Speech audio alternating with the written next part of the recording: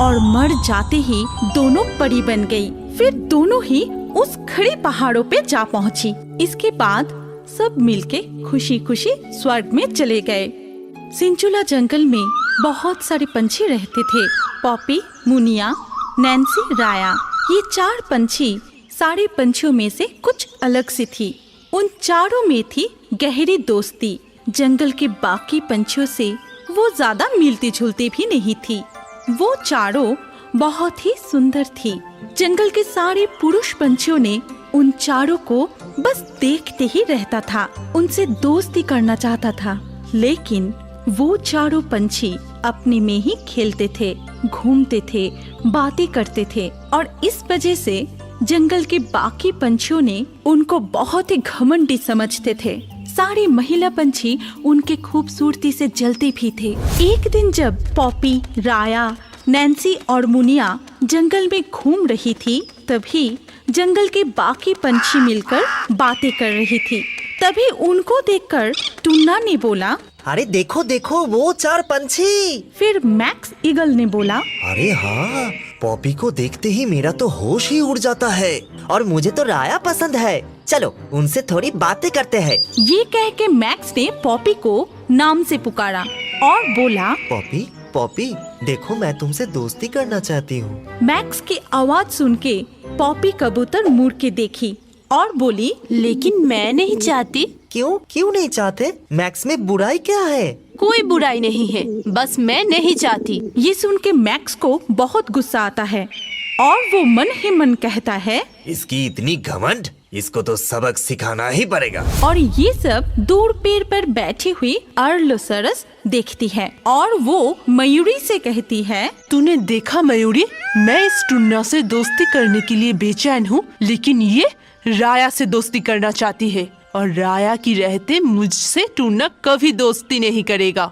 मुझे इस राया का कुछ करना ही होगा। तभी वहाँ उल्लू महाराज आता है और कहता है, नैन्सी तुम मुझे बहुत पसंद हो और इस जंगल का पंछी कुल के राजा होने के खातिर मैं तुम्हें रानी बनाने की प्रस्ताव देता हूँ। उल्लू महाराज की बातें सुनकर नैन्सी सालिक कहती है, मुझे माफ करना महाराज, आप मांसाहारी है और मैं कोई मांसाहारी से शादी नहीं कर सकती।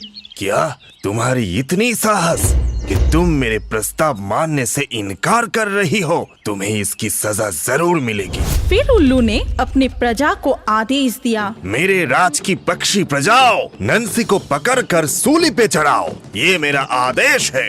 तभी थियो कौवा, अल्बर्टो काकातुआ, मैक्स ईगल और टुन्ना मिलकर नैन्सी सालिक को पकड़कर ले जाते हैं। ये देखकर पॉपी कबूतर, मुनिया और राया मैकाऊ विचलित होकर कहती है, नहीं नहीं, ऐसा मत कीजिए महाराज, नैन्सी को छोड़ दीजिए। लेकिन जब सब मिलके नैन्सी को सूली में चढ़ाने ही वाले थे, तभी अचानक से मुनिया उड़ते हुए आती है और खुद सूली पे बैठ जाती है और मुनिया को ऐसा करते देखकर सब चौंक जाती है। तभी नैन्सी चिल्लाती रोती हुई बोली, अरे तूने ये क्या किया मुनिया, क्यों किया?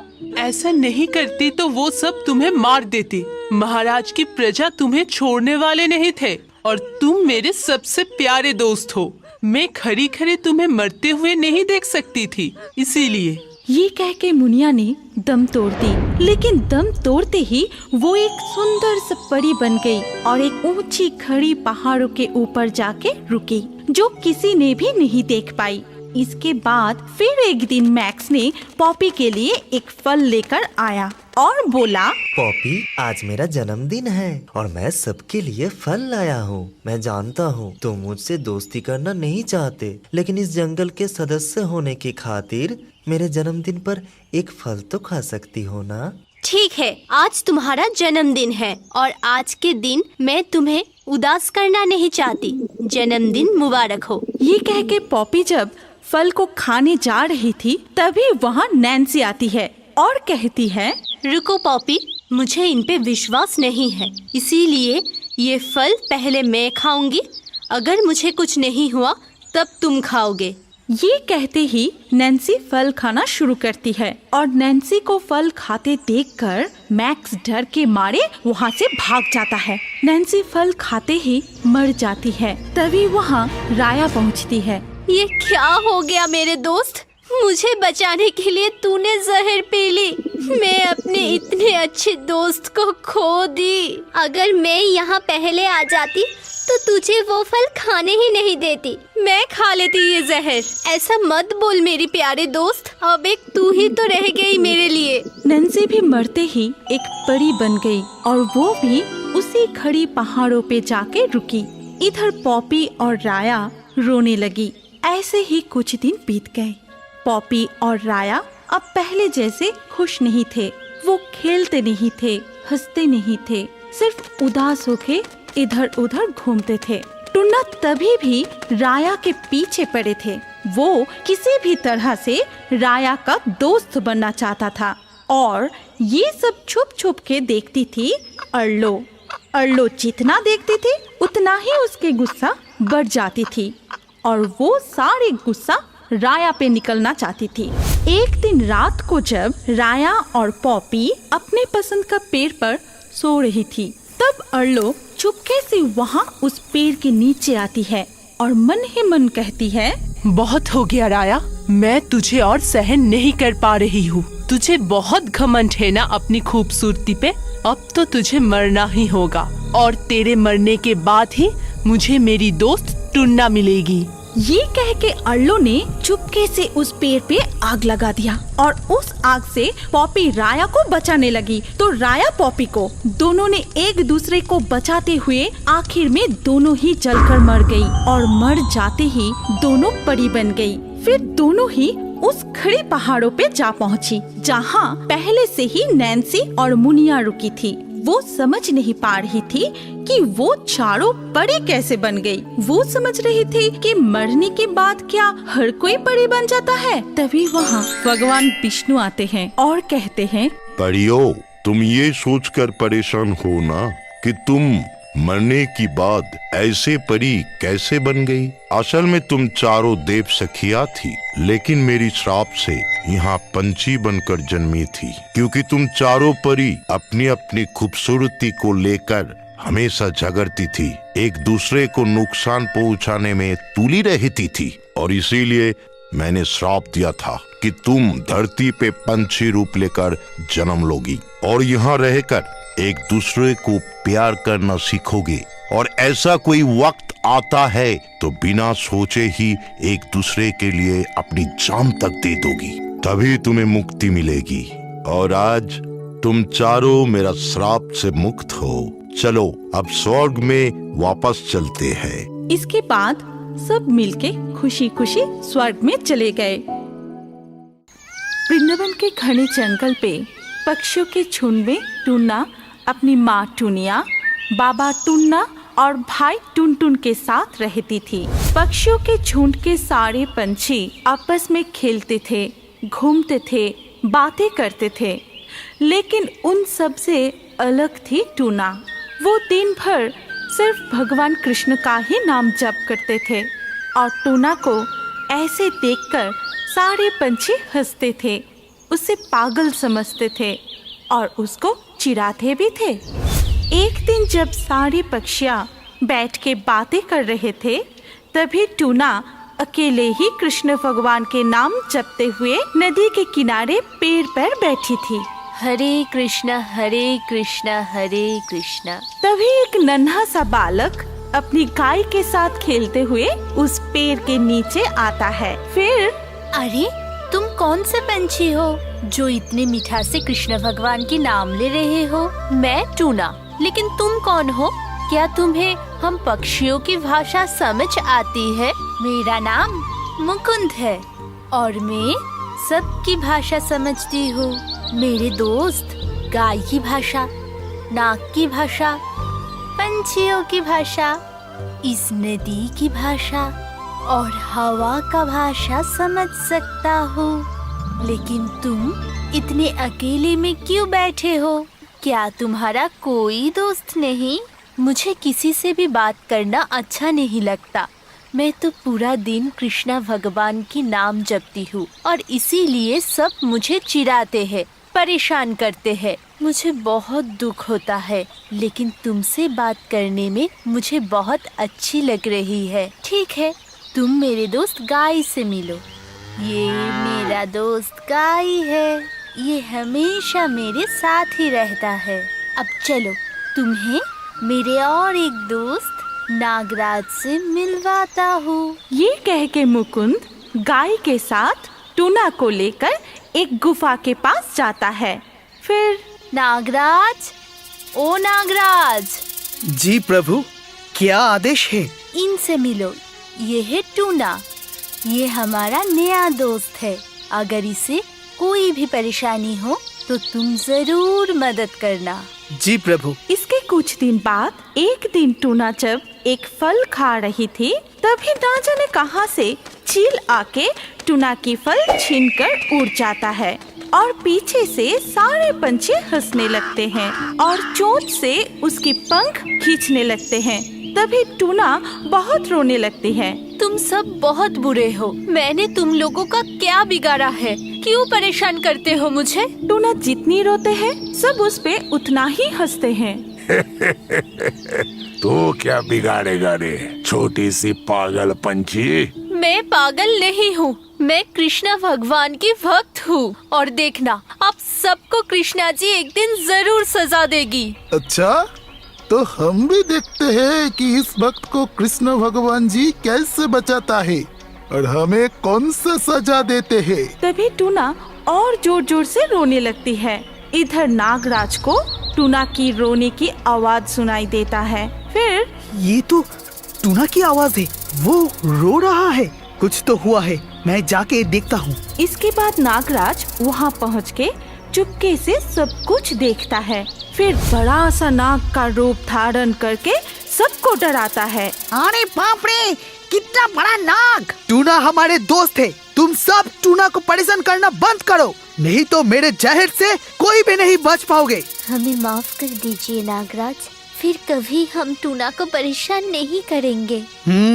ये बात हमेशा याद रखना। टूना, तुम अपना ध्यान रखना, अगर कोई भी परेशानी हो तो जरूर बताना। मैं चलता हूँ। ठीक है नागराज, तुम भी अपना ख्याल रखना। फिर एक दिन टूना अपने भाई टुनटुन, माँ टुनिया और बाबा टुन्ना के साथ घास के दाने खाने के लिए खेत में उतरे। तभी दो शिकारी आए और जाल फेंककर उन्हें पकड़ लिया। फिर सब डर के मारे चिल्लाना शुरू किया।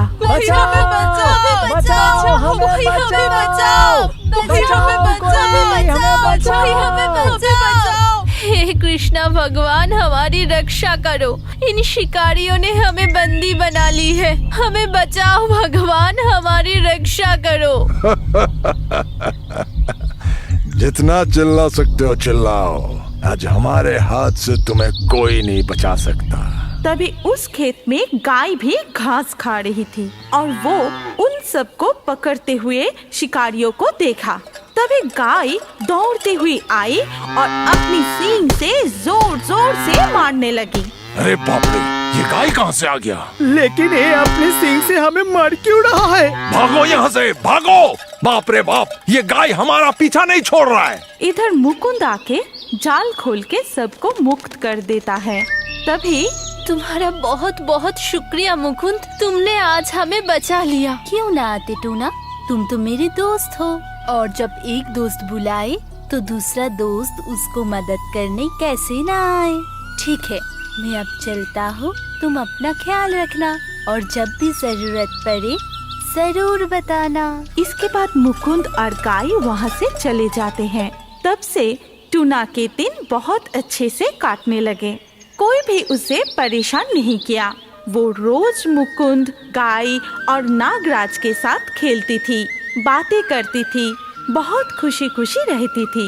लेकिन एक दिन टूना डरा हुआ मुकुंद की ओर भागा और वहाँ पहुँच के टूना जोर जोर से कांपने लगी। अरे क्या हुआ टूना, तुम इतने डरे क्यों हो?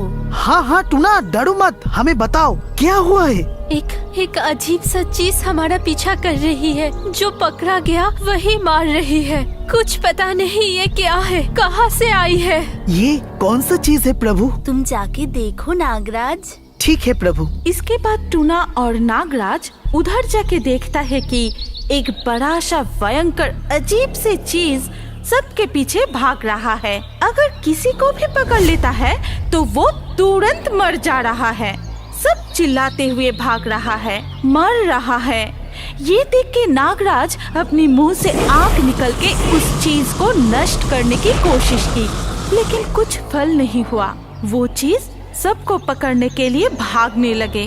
तभी नागराज आके मुकुंद से कहा, प्रभु वो चीज बड़ा ही अजीब है। मेरे जहर से वो मरा नहीं, मेरी आग से वो जला नहीं। अब क्या होगा प्रभु? मैं देखता हूँ, मुझे ही कुछ करना होगा। जरूर असुर कुल ने इस अजीब चीज को भेजा होगा। तुम क्या करोगे मुकुंद? तुम तो एक छोटे से बच्चे हो।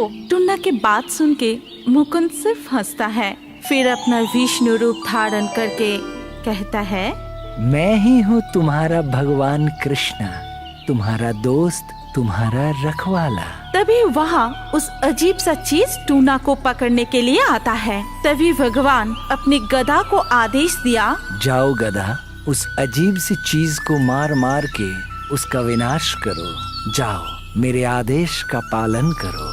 जथा आज्ञा प्रभु। तभी गदा उस चीज को मारना शुरू करता है, लेकिन जितना भी मारो उससे कुछ नहीं हो रहा था। वो चीज मार खाता रहा और मुस्कुराता रहा। मुझे माफ कर दीजिए प्रभु, मुझसे नहीं हो पा रहा है, मैं थक चुका हूँ। तुम जाके देखो मेरे चक्र, उसके टुकड़े टुकड़े कर दो और उसके विनाश करो। फिर चक्र जाता है और उस चीज को काट देता है, लेकिन जितनी बार काटता है वो उतनी बार ही जुड़ जाता है। इस तरह चक्र भी थक जाता है। मुझे भी माफ करना प्रभु, मैं भी नहीं कर पाया। ये असुर कुल विनायक चालाकी से अपने शक्ति के बल पर ये अजीब चीज को बनाया है जिसे विनाश नहीं कर सकते, लेकिन जीव कुल को बचाने के लिए उसे प्रतिरक्षा शक्ति बढ़ाना होगा। और इसीलिए सबको मेरे इस शंख का पवित्र जल पिलाओ। ये पानी पीने के बाद जिसको भी वो चीज छुए उसका कुछ नहीं होगा।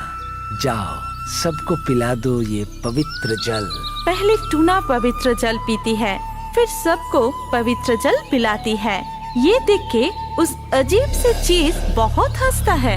फिर वो जाके सबको पकड़ने लगता है, लेकिन किसी को भी कुछ नहीं होता है। तभी वो चीज थक जाता है और उदास होके वहाँ से चला जाता है। इसके बाद सब मिलके भगवान कृष्ण के नाम लेते हैं। जय श्री कृष्ण, जय श्री कृष्ण। फिर टूना कहती है, भगवान कृष्णा ही हमारे रक्षक है। उन्होंने ही हमें बचाया है और सामने ही है जन्माष्टमी। क्यों ना हम सब उस दिन का पालन करें, उनका पूजा करें। हाँ हाँ जरूर, चलो चलो सब पूजा की तैयारी करते हैं। हाँ, चलो चलो तैयारी करते हैं। चलो चलो। इसके बाद सब मिलके बड़ी धूमधाम से जन्माष्टमी का पालन किया, कृष्ण भगवान की पूजा किया और फिर से सब मिलके खुशी खुशी रहने लगे। हमारी कहानी यहाँ पर खत्म होती है। अगर आपको ये कहानी पसंद आई तो इस वीडियो पे लाइक जरूर करना। अगर आपके पास कोई पसंदीदा कहानी हो तो कमेंट करके बताएं। सबसे अच्छा कहानी चुन के हम ऐसे ही कार्टून बनाएंगे। और अभी हमारे अगले वीडियो देखने के लिए स्क्रीन के ऊपर इस वीडियो पर क्लिक कीजिए और रियो बर्ड्स के और भी वीडियो देखते रहिए।